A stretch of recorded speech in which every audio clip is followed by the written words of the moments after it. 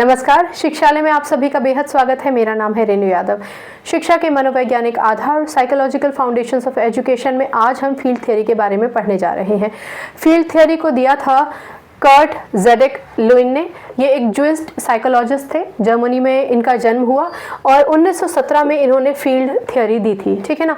इस field theory को हम टोपोलॉजिकल एंड वेक्टर साइकोलॉजी या फिर कॉग्निटिव फील्ड थ्योरी के नाम से भी जानते हैं।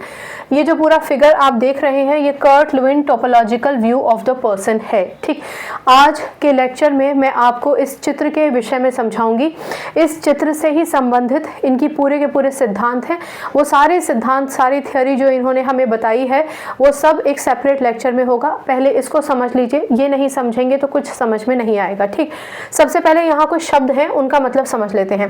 टोपोलॉजिकल का क्या मतलब होता है? टोपोलॉजिकल का मतलब ये होता है कि छोटे छोटे हिस्से एक बड़ा हिस्सा जब बना देते हैं, छोटे छोटे टुकड़े से मिलकर जो बड़ा एक संरचना हो जाती है, भले ही वो आपके विचारों की हो, भले ही आप ये मान के चलिए कि एक एक ईंट से, आपने सुना होगा एक एक ईंट से घर बनता है, तो वो छोटे छोटे हिस्से, भले ही वो पानी का हो, सीमेंट का हो, ईंट का हो, वो सब मिलकर एक घर बनाते हैं। ठीक है ना, एक मकान बनाते हैं। ठीक, तो टोपोलॉजिकल का मतलब ये हुआ कि छोटे छोटे कॉन्स्टिट्यूएंट पार्ट जब सबके सब मिल जाते हैं, इंटीग्रेट हो जाते हैं, तो एक बड़ा हिस्सा बनाते हैं।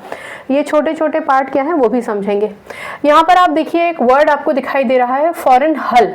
हल का मतलब ये होता है कि वो चीज़ जो अभी हमारे सामने नहीं है, एक स्पेस है, एक वो दुनिया जिसमें हम कभी ना कभी जीने की ख्वाहिश करते हैं। हम सबकी एक दुनिया होती है ना, सपनों की, वो लक्ष्य जिसको हम पाना चाहते हैं। तो आप ये मान के चलिए कि ये वो लक्ष्य है, ये वो दूरगामी चीज़ है जिसे हम पाने की कोशिश करते हैं। ठीक, इतना समझ में आया। अब आ जाइए बिल्कुल बीचों बीच। ये जो बीचों बीच आप देख रहे हैं, डॉटेड लाइन तो आप समझ गए ना, इस लाइन और डॉटेड लाइन के बीच में हमारा फॉरेन हल आ जाता है। एक बार फिर से सुन लीजिए, फॉरेन हल का मतलब है कि ये पूरी तरीके से ज़रूरी नहीं है कि अभी हम अवेयर भी हैं इस विषय के बारे में, लेकिन हाँ, हमारा लक्ष्य ज़रूर हो सकता है, बहुत ऊंचाई है, और हमारा जो जीवन है वो ये है, ये है हमारा जीवन। अब हमारा जीवन अगर ये है तो ये सब क्या है, आइए समझते हैं। वेक्टर का मतलब होता है डायरेक्शन। ठीक, अब ये आप देखिए, ये एक व्यक्ति है, इसमें दो चीज़ें हैं, एक व्यक्ति है और एक एनवायरनमेंट है, यानी एक हम और एक हमारा एनवायरनमेंट। हम और हमारे जैसे लोग ही मिलके तो हमारा एनवायरनमेंट बनाते हैं। आपने अक्सर ये सुना होगा कि जिस व्यक्ति को ज़्यादा संसाधन मिलते हैं, अच्छी संगत मिलती है, वो जीवन में बहुत अच्छा कर जाता है। तो ज़्यादा संसाधन और अच्छे लोग कौन हुए? उसका एनवायरनमेंट हुआ। यानी ये वो व्यक्ति है जिसका एक सर्किल है। ठीक, ये वो व्यक्ति है, उस व्यक्ति की बहुत सारे नीड्स हैं, बहुत सारी एस्पिरेशंस हैं, बहुत सारे सपने हैं। इतना समझ में आया? इधर देखिए, ये जो एरो है उस व्यक्ति की तरफ जा रहा है, उस व्यक्ति और उसका जो एक पूरा एटमॉस्फेयर है, पूरा एक एनवायरनमेंट है, उसकी तरफ जा रहा है। तो ये वेक्टर इसकी तरफ जा रहा है और नीचे लिखा है ड्राइविंग फोर्स। अब ड्राइविंग फोर्स क्या होता है? ड्राइविंग फोर्स का मतलब है हर वो चीज़ जो आपको अपने लक्ष्य तक, अपने सपने को पूरा करने तक की सफ़र में आपकी मदद करता है, वो सारा का सारा ड्राइविंग फोर्स कहलाया जाता है। अल्टीमेटली अगर एक व्यक्ति है तो आजीवन वो ये तो नहीं सोचता ना कि मैं सोता ही रहूं, मैं खेलता ही रहूं, मैं खाता ही रहूं। उसका एक लक्ष्य होता है, उस लक्ष्य पे वो पहुंचना चाहता है। भले ही वो खेल की दुनिया में कुछ चमत्कार करना चाहे, कलाकारी करना चाहे, चित्रकार बनना चाहे, म्यूजिशियन बनना चाहे, एकेडमिशियन बनना चाहे, कुछ बनना चाहे, साइंटिस्ट बनना चाहे, पर उसका लक्ष्य तो ऊंचा है ना। पर अभी हम वो लक्ष्य क्या है वो तो बात की बात है, वो इंसान कहाँ है? वो इंसान यहाँ है, उसके बहुत सारी नीड्स हैं, ज़रूरत हैं, उसके साथ और लोग हैं और उसका अपना एक एनवायरनमेंट बन चुका है, और ये है एक ड्राइविंग फोर्स। व्यक्ति किसी भी परिस्थिति में क्यों ना हो, उसके साथ अगर ज़ील, उत्साह, उमंग, संसाधन, रोटी पानी की चिंता अगर उसके पास नहीं है तो वो अपने लक्ष्य की ओर ज़्यादा मजबूती के साथ चल सकता है। तो हर वो चीज़ जो एक व्यक्ति को उसके लक्ष्य तक पहुंचने में मदद करती है वो आपके ड्राइविंग फोर्सेस होते हैं। इस ड्राइविंग फोर्स में ये तो चलिए एक आपका मेंटल लेवल पे आप करते हैं ना, मेंटल और इमोशनल लेवल पे हम अपने आप को आगे बढ़ाते हैं कि नहीं नहीं उठना ही है, सुबह में एक जोश अपने अंदर लेकर ही आना है, उमंग लेकर ही आनी है, बड़े बड़े लोगों के विषय में पढ़ना है, लिखना है, ताकि हम भी आगे बढ़ सके। ये तो हमारे अंदर की ड्राइविंग फोर्स हो गई, इंट्रिंसिक हो गई। एक होती है एक्सट्रिंसिक, यानी बाहर के लोग, किसी ने आपसे कहा कि अरे तुम तो इतने टैलेंटेड हो, तुम अपना टैलेंट यहाँ क्यों ज़ाया कर रहे हो, अपना समय क्यों वेस्ट कर रहे हो, तुम क्यों नहीं एक चैनल बना लेते हो अपना। या बहुत सारे लोग आपसे कहते होंगे कि तुम्हारा फिजिक तो बहुत अच्छा है, तुम क्यों नहीं जाके आर्मी में ट्राई करते हो। तो अल्टीमेटली ये बाहर के एक लोग हैं जो आपको ड्राइव कर रहे हैं, कह रहे हैं कि आप आगे बढ़िए। ठीक, चलिए ये समझ में आ गया, इतना हिस्सा समझ में आ गया। अब इस हिस्से की बात करते हैं।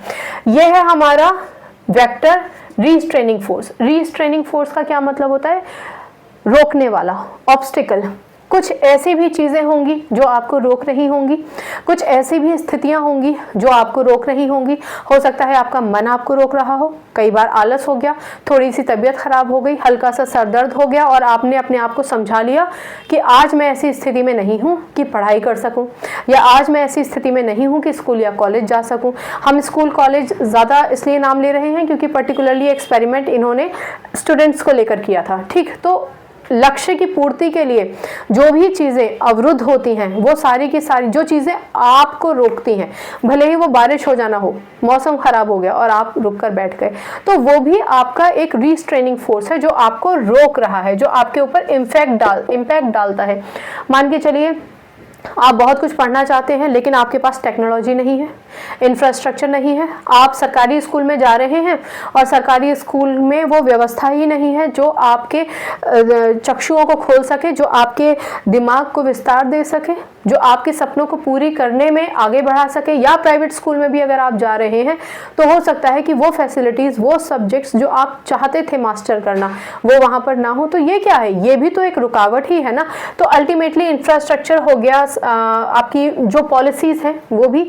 अब यहाँ एक छोटा सा पॉज लीजिए, इस लेक्चर से अलग हट के आपको बताती हूँ। जब हम लोग स्टूडेंट थे तो हमारे टाइम में एक, आज भी बल्कि, परसेंटेज के बेसिस पे आपने बच्चे का आकलन कर लिया, आपने कर लिया आकलन, आपने डिसाइड कर लिया ये बैड, ये गुड, बैड गुड ही कहते थे, अब तो हम नहीं कहते हैं, एवरेज, बिलो एवरेज। लेकिन आपने उसकी काबिलियत को तो देखने की कोशिश नहीं की ना। आपने अपनी पॉलिसी ही ऐसी बना रखी है कि इतने नंबर लेकर आओगे तो इतना ठीक है, ऐसा बिहेवियर करोगे तो ये फला स्टार मिलेगा, अच्छा बिहेवियर नहीं करोगे तो ब्लैक स्टार मिलेगा। तो ये क्या है? ऐसी पॉलिसीज जिनकी वजह से हमारा ग्रोथ रुका, या फिर कोई भी ऐसी परंपरा, कोई भी ऐसा थॉट प्रोसेस जो आपके ऊपर थोपा गया और आप आगे बढ़ने से रुके। लड़कियों को अगर आप शिक्षा के लिए प्रेरित नहीं करते हैं, उनको आगे नहीं भेजते हैं, या अगर लड़कों को आप रोक देते हैं ये कहकर कि तुम्हारे कंधों पे तो बहुत जिम्मेदारियां हैं, कहाँ जाओगे तुम पढ़ाई करने, यहीं पे अपनी खेती बाड़ी करो, तो इस तरीके की मानसिकता, या फिर तुम कहाँ कुछ और एक्सप्लोर करने जाओगे, इतना बड़ा बिजनेस है, इसी को संभालो। तो ये जो साइकोलॉजिकल फैक्टर्स हैं ये भी तो आपको रोक ही रहे हैं। तो रोकने के लिए ज़रूरी नहीं है कि सिर्फ आपका अंदरूनी इंट्रिंसिक कोई फैक्टर है जो आपको रोक रहा है, एक्सट्रिंसिक फैक्टर भी आपको रोक सकता है, तो वो भी बैरियर ही है। तो जो रीस्ट्रेनिंग फोर्स होते हैं वो होते हैं आपके वो फोर्सेस जो आपको रोकते हैं, और जब ये फोर्सेस आपको रोकते हैं तो एक बैरियर बन जाता है। किसके बीच में? व्यक्ति और उसके गोल के बीच में। अब देखिए अल्टीमेटली हमारा तो उद्देश्य ये है कि हम गोल तक पहुंचे, हमारे लक्ष्य तक पहुंचे, जो हमारा इस समय का लक्ष्य है। हमारा, अगर आप स्टूडेंट हैं, 10th में हैं, 12th में हैं, MA में हैं, BA में हैं, कोई भी सब्जेक्ट आप पढ़ाई कर रहे हैं, तो आपका लक्ष्य है कि एग्जाम को क्लियर करूं। अभी आपका लक्ष्य सिर्फ इतना है कि मैं एग्जाम अपना क्लियर कर लूं अच्छे नंबरों से, ठीक है। तो ये आपका गोल है।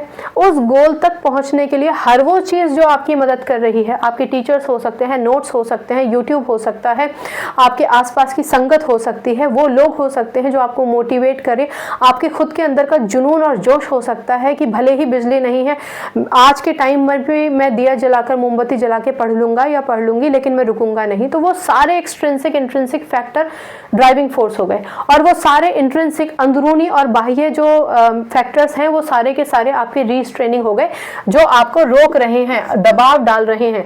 ये एरो इस तरफ है क्योंकि गोल इधर है, ये एरो ऑपोजिट डायरेक्शन में है क्योंकि ऑपोजिट डायरेक्शन में ही तो आपको पीछे ही तो लेकर जाता है कोई भी व्यक्ति जो आपको आगे नहीं बढ़ने देता, या आप खुद अगर आपको आगे नहीं बढ़ने देते हैं। तो अल्टीमेटली व्यक्ति और उसके गोल के बीच में एक बैरियर आ जाता है। ये बैरियर हमने यहाँ पर दिखा रखा है। कुछ किताबों में ये बैरियर आपको इस सर्कल से सटा हुआ नहीं मिलेगा, थोड़ा दूर बना हुआ मिलेगा, मतलब यहाँ कहीं हो सकता है, तो उससे कोई फर्क नहीं पड़ता, रहेगा वो बैरियर ही।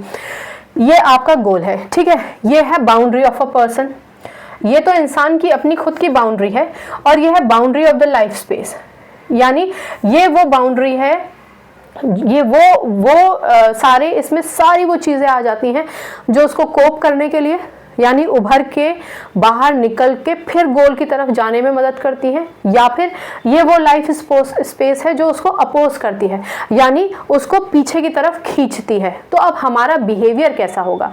हमारा बिहेवियर दो चीज़ों पे डिपेंड करेगा, एक तो पर्सन पर और एक हमारे एनवायरनमेंट पे, यानी हम खुद किस तरीके के व्यक्ति हैं और हमें किस तरीके के लोग मिले हैं।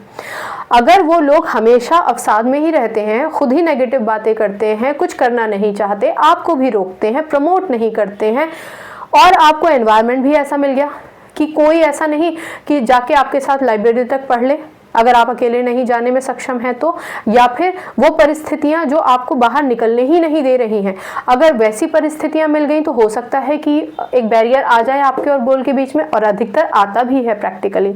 लेकिन अगर यही लोग और यही एनवायरनमेंट ऐसे हो गए कि नहीं तुम करो, तुम कुछ कर सकते हो, हम तुम्हारे साथ खड़े हैं, भले ही हम किसी भी तरीके से फिजिकली या फिर पैसे से आपकी मदद नहीं कर सकते, लेकिन मेंटली हम आपको स्ट्रांग बना रहे हैं। कई बार आप किसी को कहते भी नहीं हैं कि हम तुम्हें मेंटली स्ट्रांग बना रहे हैं, पर आप उसे बना देते हैं मेंटली स्ट्रांग। तो अल्टीमेटली व्यक्ति कैसे बिहेव करेगा, उसका व्यवहार कैसा होगा, वो इन सभी चीज़ों पे डिपेंड करेगा कि उसका खुद का स्पेस क्या है, बाउंड्री ऑफ अ पर्सन, और ये उसका जो पूरा का पूरा स्पेस है, जो उसका लाइफ स्पेस है, वो क्या है, उसमें किस तरीके की बातें हो रही हैं, पुरानी वैल्यूज़ हैं, टेक्नोलॉजीज़ नहीं है, आगे नहीं बढ़ के सोच रहा इंसान, उसका विस्तार नहीं हो पा रहा है, कहां से वो बिलोंग करता है, कौन कौन सी ऐसी चीजें हैं जो उसको इन्फ्लुएंस करती हैं, ये वो है, ठीक है ना। ये वो सर्कल हो गया, बाउंड्री ऑफ लाइफ स्पेस, जिसको आप साइकोलॉजिकल फील्ड बोलते हैं, मनोवैज्ञानिक फील्ड। मनोवैज्ञानिक क्या है? हमारे मन का विज्ञान, हम अपने मन को किस हद तक आगे लेकर जा सकते हैं और अपने दिमाग को लगा के हम कितना आगे बढ़ सकते हैं, और हमारा बिहेवियर कैसा होगा। बिहेवियर का मतलब यहाँ पर तमीज से नहीं है, बिहेवियर का मतलब है कि हम कितने जुझारू तरीके से अपने लक्ष्य की ओर बढ़ेंगे, या फिर हम कितनी शिथिलता के साथ एक सिचुएशन को एक्सेप्ट कर लेंगे, उसको अपनी तकदीर मान लेंगे और सोचेंगे कि बस यही है जो कुछ है। ठीक, चलिए अब ये जो स्पेस है इसका भी एक बार और जिक्र कर लेते हैं, ठीक है ना। हर वो चीज जहां तक आप पहुंचना चाहते हैं, ये वो है आउटर स्पेस। इस आउटर स्पेस का इस सिचुएशन से लेना देना नहीं है। एक बच्चा जो गांव से आता है, IAS PCS बनना चाहता है, वो बच्चा इस माहौल में भले ही जकड़ा हुआ है, या फिर उसको ये माहौल बहुत अच्छा मिल रहा है, लेकिन उसका फिलहाल का गोल भले ये है कि मैं ग्रेजुएशन कर लूँ, उसका अभी तक का तत्कालीन गोल ये होगा कि मैं अपना ग्रेजुएशन कर लूँ, मैं घर से आया हूँ, मैं ग्रेजुएशन कर लूँ, लेकिन उसका जो लक्ष्य है, उसका जो सपना है, जो वो जीना चाहता है, जो वो गोल, जो इसमें कुछ भी हो सकता है, जो कुछ भी वो चाहता है, एवरीथिंग दैट मस्ट, और हर वो काम करेगा वो व्यक्ति इस गोल तक पहुंचने के लिए। जैसे कि आप मान के चलिए कि ब्रह्मांड है ना, हम कहाँ रह रहे हैं? धरती में। हमारे आसपास कौन है? लोग। हमारे आसपास कौन है? हमारा एनवायरनमेंट, ठीक है। वो एनवायरनमेंट और वो लोग जहाँ पर हम रह रहे हैं, भले ही धरती बहुत बड़ी है, लेकिन हम क्या करते हैं वो उस पर डिपेंड करता है कि हमारा परिवार, हमारा समाज, हमारा अड़ोस पड़ोस, हमारी एजुकेशन हमें किस तरीके से आगे बढ़ाती है या पीछे ही रखती है, ठीक। और ये क्या है? ये तो ब्रह्मांड है। आप ये मान के चलिए यूनिवर्स से एक व्यक्ति ने सोचा चांद पे जाना है, आइडिया था उसका लक्ष्य था, वो साइंटिस्ट वो एक्सपेरिमेंट कर रहे हैं इसी धरती पर लेकर, इसी लोक में, यही उनका लाइफ स्पेस है, लेकिन उनका जो सपना था वो ब्रह्मांड तक था, ऊपर तक था, और ऊपर जाना है, ठीक है ना, चंद्रमा पे जाना है। अभी भी मन नहीं भरा, अब सोच रहे हैं कि मार्स पे भी जाएंगे, ठीक है। तो ये क्या है? ये है हमारा फॉरेन हल ऑफ लाइफ स्पेस, ठीक। वो चीज जो हम यहाँ तक पहुँचना चाहते ही हैं, और हम यहाँ पर ये हमारा लक्ष्य है। एक बार जब आप इस सिचुएशन से अपने आप को, अगर किसी बैरियर को तोड़ते हैं, तो फिर आप यहाँ तक तो डेफिनेटली पहुँच ही जाते हैं। लेक्चर से अलग हटके भी बता रही हूँ ये बात कि जाहिर सी बात है, हर वो चीज़, वो बेड़ी, वो बैरियर, वो अवरुद्ध जो आपके जीवन में आपको परेशान कर रहा है और लक्ष्य तक पहुँचने में मदद नहीं कर रहा, रोक रहा है, एक बार अगर आपने उस बेड़ी को पार कर लिया तो आप छोटा लक्ष्य पा लेते हैं अपने जीवन का। उस समय का सबसे महत्वपूर्ण लक्ष्य वही होता है, लेकिन उसके बाद जो बड़ा स्पेस है, पूरा ब्रह्मांड आपका है, आप कुछ भी करिए, आप कर सकते हैं, ठीक है। तो एनीवे, तो ये है हमारा बाउंड्री ऑफ अ पर्सन, ये है हमारा boundary of a life space, आप समझ जाइए। ये हमारा वो समाज है जिसमें हम रहते हैं, जहाँ पे हमारे पास लोग हैं और व्यक्ति हैं। ये हमारा लाइफ स्पेस है। हम थोड़ा और बाहर निकलते हैं, अपने समाज में जाते हैं, अपने देश को थोड़ा एक्सप्लोर करते हैं, और लोगों से मिलते हैं, कुछ और लोग हमारे साथ आएंगे जो हमें प्रमोट करेंगे या हमें डिटेन करेंगे पीछे की तरफ। और ये हो गया हमारा पूरा लाइफ स्पेस, फॉरेन हल of a life space, everything, हम यहाँ पर कुछ भी पा सकते हैं, ठीक है ना। तो सबसे बड़ी बात है कि वो व्यक्ति अपना पूरा पोटेंशियल रूट कर देगा इस रास्ते पर पहुंचने के लिए, ठीक है ना। कोई भी व्यक्ति अपना इस यहाँ तक पहुंचने के लिए अपना पूरा पोटेंशियल लगा सकता है, राइट। ये है आपका अल्टीमेटली। तो यहाँ पे टोपोलॉजिकल का क्या मतलब हुआ, क्या क्या फैक्टर्स हैं यहाँ पर, पीपल, पर्सन खुद, आसपास के लोग, environment, driving forces, restraining forces, ये सारी की सारी चीज़ें ये तय करेंगी कि व्यक्ति का बिहेवियर क्या होगा। अल्टीमेटली उसका जो बिहेवियर है उसमें जो फील्ड है वो कौन कौन है, पीपल एंड एनवायरनमेंट। इसका मतलब ये हो गया कि जो उसका बिहेवियर होगा वो कौन से फैक्टर्स पर डिपेंड करेगा, उसकी फील्ड क्या होगी, लाइफ स्पेस। ये क्या है, ये हमारी लाइफ स्पेस ही तो है। इस लाइफ स्पेस के अंदर कौन है, ये जो लाइफ स्पेस की ये वाली जो है बाउंड्री है लाइफ स्पेस की है ना, और इस लाइफ स्पेस के अंदर कौन है, पीपल एंड एनवायरनमेंट। तो ये दो चीज़ें आप लिखी हुई पाएंगे किताबों में। इसके विषय में हम डिस्कस करेंगे, बहुत सारी बातें हम डिस्कस करेंगे, लेकिन अल्टीमेटली इस लेक्चर में मैं आपको ये डायग्राम समझाना चाहती थी, ये चित्र समझाना चाहती थी, ताकि आप समझ सकेंगे। अब जो हम नेक्स्ट लेक्चर लेंगे ना, जब हम उसमें लाइफ स्पेस की बात करेंगे, बैरियर की बात करेंगे, वेक्टर की बात करेंगे, driving force, restraining force, foreign हल, तो आप समझ जाएंगे कि है क्या। ठीक, छोटा सा डायग्राम तो तभी भी बना के मैं आपको रेफरेंस के लिए बता सकती हूँ, पर ये पूरी की पूरी थ्योरी है, बहुत ही बेहतरीन थ्योरी है, सिर्फ एमए प्रीवियस ईयर तक सीमित नहीं है। एजुकेशन एमए में आप कर रहे हैं तभी भी, और यूजीसी नेट की तैयारी कर रहे हैं, और या फिर कॉम्पिटिटिव एग्जामिनेशंस की तैयारी कर रहे हैं जो आपको एजुकेशन फील्ड से जोड़ती है, तो ये टॉपिक बहुत ही प्यारा, बहुत ही इंपॉर्टेंट है। सभी टॉपिक्स इंपॉर्टेंट है, पर ये टॉपिक भी बहुत इंपॉर्टेंट है, ठीक है ना। कर्ट ज़ेडेक लुईन इनका पूरा नाम था, पूरा नाम अक्सर नहीं होता है, सिर्फ कर्ट नाम से जाने जाते हैं, या फिर Kurt Lewin's theory of field theory, या फिर लुईन्स फील्ड थ्योरी के नाम से ये जाने जाते हैं। 1917 में इन्होंने ये फील्ड थ्योरी दी थी, ठीक है ना। कर्ट लुईन का कहना था, learning is more effective when it is active rather than a passive process. Active तौर पर अगर आप देखेंगे तो लर्निंग बहुत इफेक्टिव होती है। कोई भी चीज़ जो चलायमान है वो व्यक्ति को प्रेरित करती है सीखने के लिए। निष्क्रिय अगर कुछ हो गया है तो लर्निंग वहाँ पर ठप हो जाती है, ठीक है। इसका अर्थ मैं इतना समझती हूँ, और देख लीजिए अगर इसमें कोई प्रॉब्लम है तो, ठीक है। हमारे ग्रोथ में emotional factor, social factor, environmental factor, हमारा खुद का इंट्रिंसिक एक्सट्रिंसिक अंतर और बाह्य दोनों ही इफेक्ट डालते हैं, और उसी के हिसाब से हमारा बिहेवियर बनता है। इसको मत भूलिएगा, ये दोनों चीज़ें आप पढ़ेंगे, इसको हम और विस्तार में डिस्कस करेंगे। ये एफ है, ठीक है ना, एफ।